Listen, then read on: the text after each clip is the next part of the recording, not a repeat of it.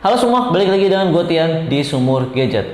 Oke, sekarang waktunya kita bahas HP Android lagi ya. Dan di depan gue ini udah ada Google Pixel 6a yang udah gue pakai lebih dari 1 bulan. Dan sorry banget nih buat kalian nanyain kapan reviewnya selesai, karena emang kemarin banyak banget konten-konten iPhone yang harus gue upload duluan gitu. Dan akhirnya untuk review dari Google Pixel 6a ini agak sedikit ketunda. So, di video kali ini gue akan bahas tuntas ya, untuk Google Pixel 6a ini apakah masih worth it dibeli di tahun 2023. Secara kalau misalkan gue cek di marketplace itu harganya udah lumayan cukup affordable. Ya udah, nggak usah lama lagi, yuk kita bahas.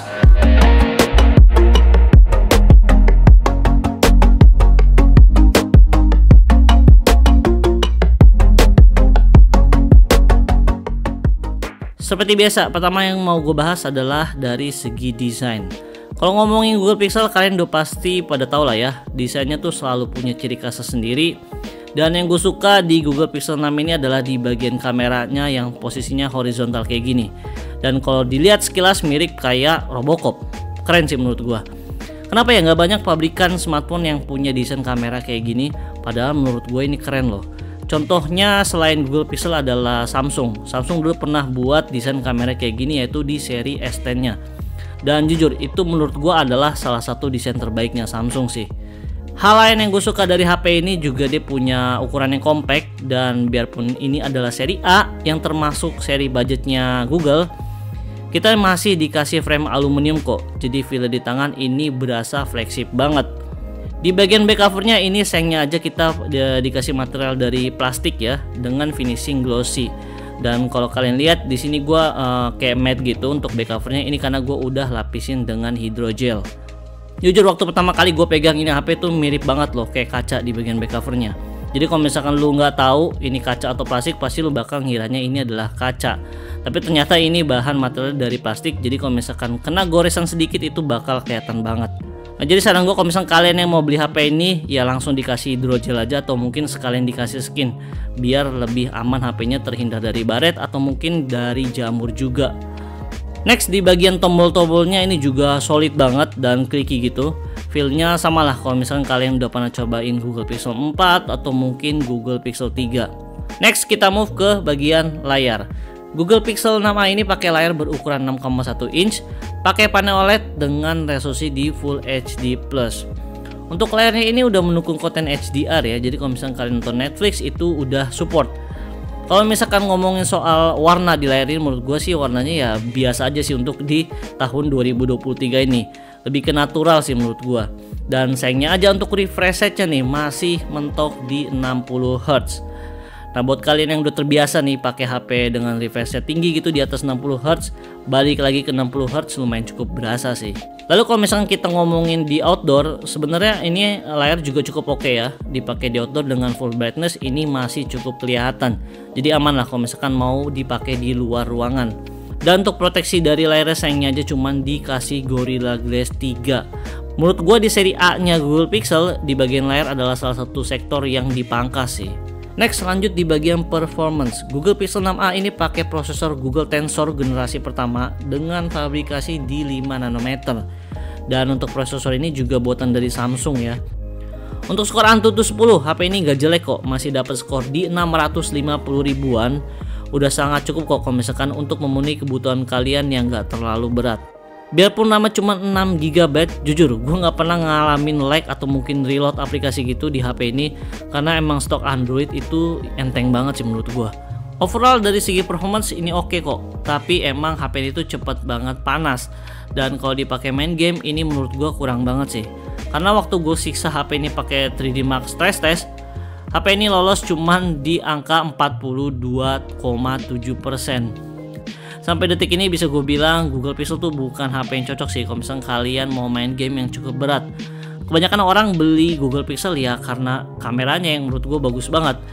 Bukannya nggak bisa main game sih, tetap bisa kok. Cuman emang panasnya aja yang cukup berlebih dan ujung-ujungnya throttling dan nurunin performance. Ngeheran sih, dari yang udah-udah chip buatan Samsung emang rada panas ketimbang chip buatan TSMC.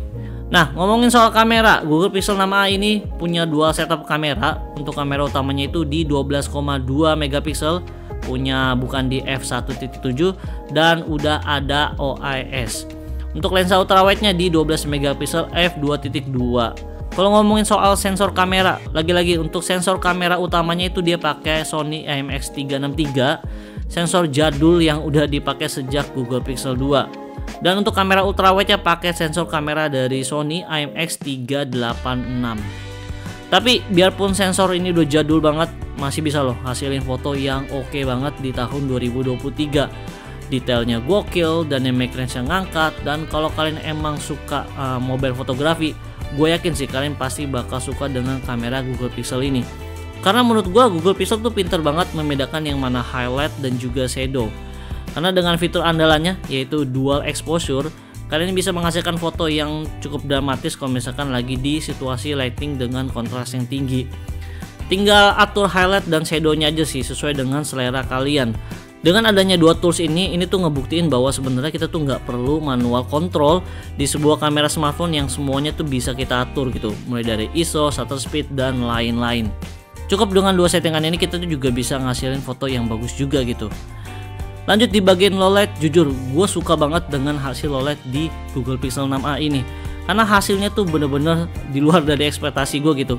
Masih detail, tajam, dan yang terpenting juga dia masih ngangkat gitu di dynamic range-nya. Sampai detik ini bisa gue bilang emang canggih sih software dari Google Pixel ini di bagian kameranya. Karena ini tuh masih pakai sensor kamera jadul loh, dan lihat dia bisa menghasilkan foto yang sebagus ini. Gokil sih. Next di bagian kamera depannya 8 megapiksel f2.0 di kondisi cahaya yang cukup, hasilnya oke, dynamic range-nya juga ngangkat. Dan ketika masuk ke dalam low light juga ini detailnya masih sangat-sangat oke kok. Jadi ya bisa gue bilang untuk dari segi fotografi Google Pixel 6a ini masih sangat-sangat bisa diandalkan di tahun 2023. Nah karena ini udah upgrade di Android 14, jadi ada perubahan UI-nya nih. Jadi sekarang untuk foto dan video dipisah gitu, jadi nggak kecampur untuk mode-modenya. Menurut gue ini lebih efisien sih.